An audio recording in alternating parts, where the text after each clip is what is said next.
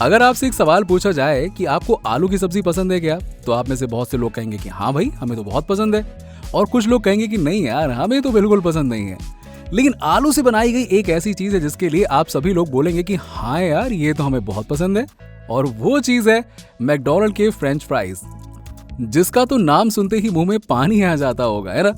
लेकिन आपने कभी ये नहीं सोचा होगा कि इन मजेदार फ्रेंच फ्राइज को बनाने में कितनी मेहनत लगती होगी और इन्हें आखिरकार बनाया कैसे जाता होगा। लेकिन अब आपने हमारे चैनल फैक्ट फिक्शन को सब्सक्राइब किया हुआ है तो आपको इस सवाल का जवाब भी मिल ही जाएगा आज, क्योंकि आज की इस वीडियो में हम आपको एक ऐसी फैक्ट्री में लेकर जाने वाले हैं जहां इसका पूरा प्रोसेस देखने को मिलेगा। तो चलिए चलते हैं इस फैक्ट्री के अंदर और देखते हैं इस मजेदार फ्रेंच फ्राइज बनाने के प्रोसेस को।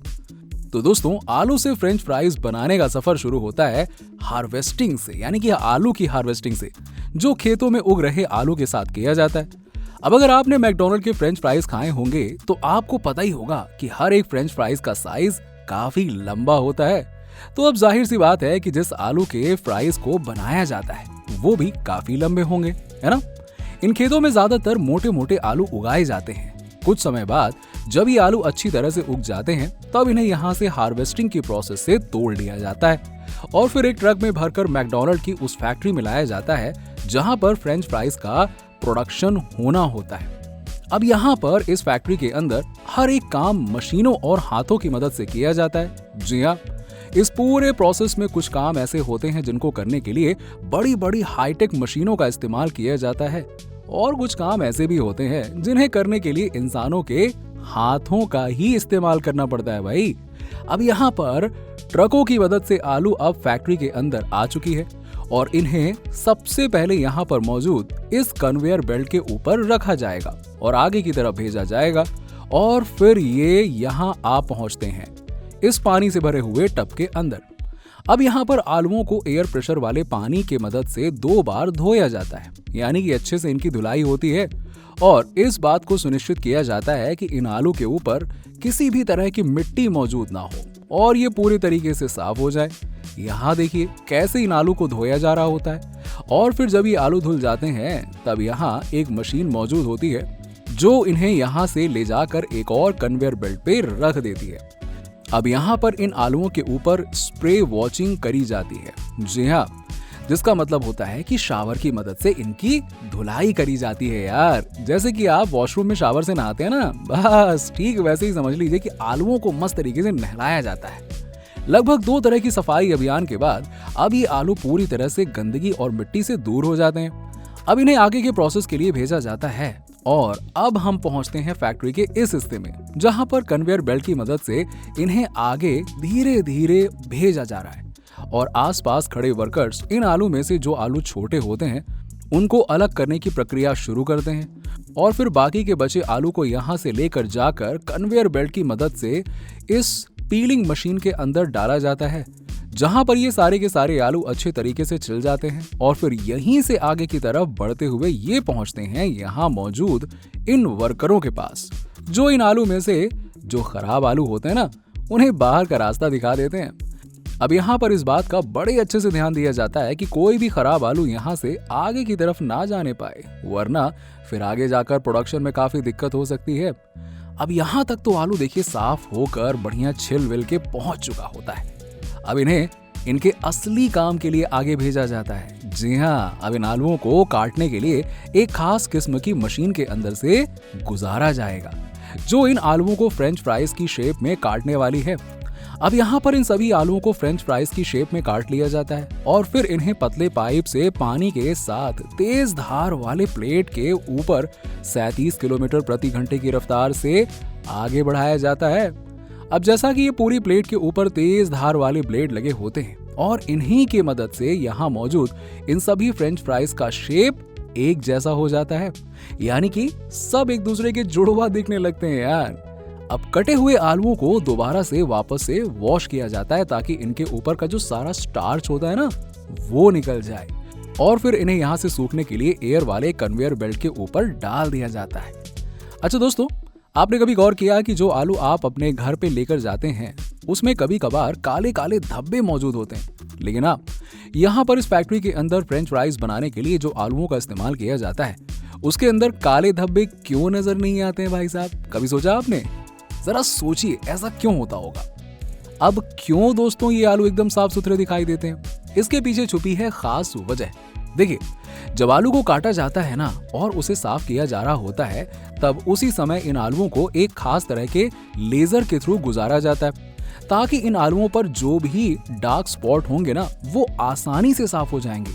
अब हमने ये तो जान लिया कि इन आलुओं को काले धब्बों से कैसे दूर किया जाता है। चलिए अब बढ़ते हैं फ्रेंच फ्राइज बनाने की अगली प्रोसेस की तरफ, जहां पर कट चुके आलू को अब एक दूसरे से काफी मेल खाने लगे हैं, जो इन्हें फैक्ट्री में ही मौजूद एक लेबोरेटरी में भेजा जाता है, जहां पर इन फ्रेंच फ्राइज की अच्छे से करी जाती है जांच।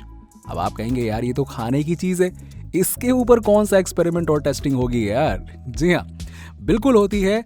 जरा सोचिए, अगर आप फ्रेंच फ्राइज खा रहे हैं और उसमें अगर कोई टुकड़ा आपको बीमार कर दे, तो भाई आप तो अपना सारा गुस्सा मैकडॉनल्ड पर निकाल के चले जाएंगे, है ना?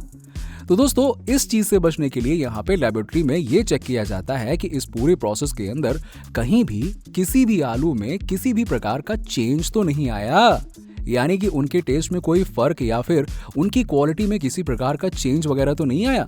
जी हाँ, यहाँ पर इन सब के ऊपर अच्छे से जांच होती है और यहाँ जब एक्सपर्ट्स इन फ्राइज को ओके कर देते हैं, तब इन्हें आगे भेज दिया जाता है और ये चली जाती हैं अपने पैकेजिंग यूनिट की तरफ।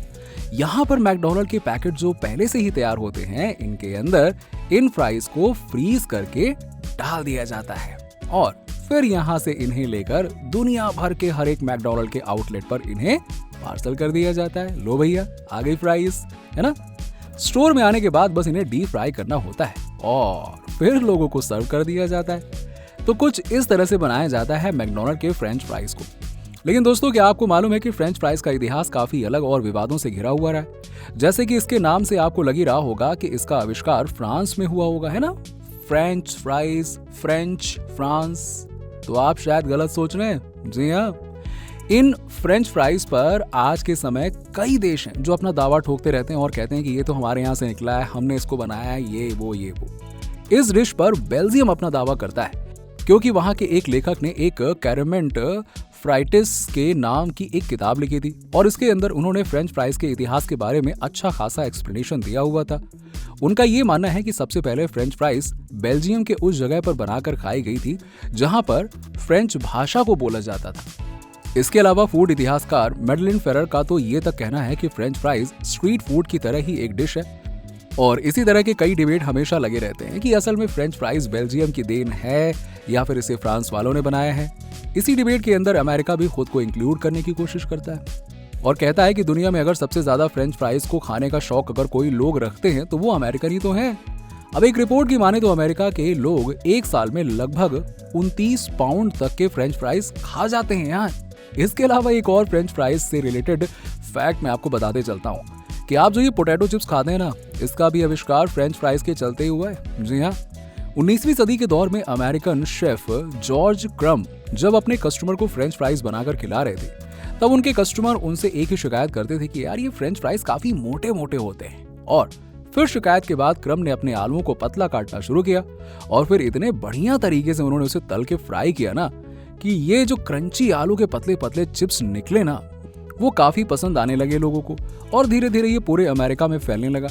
इसके बाद पूरी दुनिया भर में इसे पोटैटो चिप्स के नाम से जाना जाने लगा और आज आप अलग अलग ब्रांड के बनाए हुए पोटैटो चिप्स खा रहे हैं, लेकिन आज शायद आपको इनके इन्वेंशन के बारे में मालूम पड़ा होगा, है ना, कि कैसे बना ये चिप्स। दोस्तों, सोचने वाली बात है कि एक मामूली से आलू की फ्रेंच फ्राइज और पोटैटो चिप्स लोगों की जुबान पर कुछ इस तरह से चढ़ गई है कि इनको रिप्लेस कर पाना बहुत मुश्किल है यार। तो दोस्तों, आज की वीडियो में हमने आपको मैकडॉनल्ड के फैक्ट्री में लेकर गए और आपको हमने फ्रेंच फ्राइज को बनते हुए दिखाया। आपको इसका प्रोसेस शुरू से लेकर अंत तक देखने को मिला। आपने अब तक न जाने कितने ही फ्रेंच फ्राइज खाए होंगे, लेकिन इसका प्रोसेस आज तक आपने शायद पहली बार ही देखा होगा। अगर ऐसा है तो हमें अपना एक्सपीरियंस कमेंट सेक्शन में लिखकर जरूर बताइए। आपको वीडियो कैसी लगी और आपको हमारा ये पूरा एक्सप्लेनेशन कैसा लगा, इसके बारे में भी लिखकर बताइए। वीडियो पसंद आई हो तो इसे लाइक करें, शेयर करें और इसी तरह के और भी फैक्ट्री मेकिंग वीडियो के लिए हमारे चैनल फैक्ट फिक्शन को सब्सक्राइब करना ना भूलें और साथ में वो बेल आइकन भी दबा लीजिएगा। चलिए, मिलते हैं आपसे अगली वीडियो में।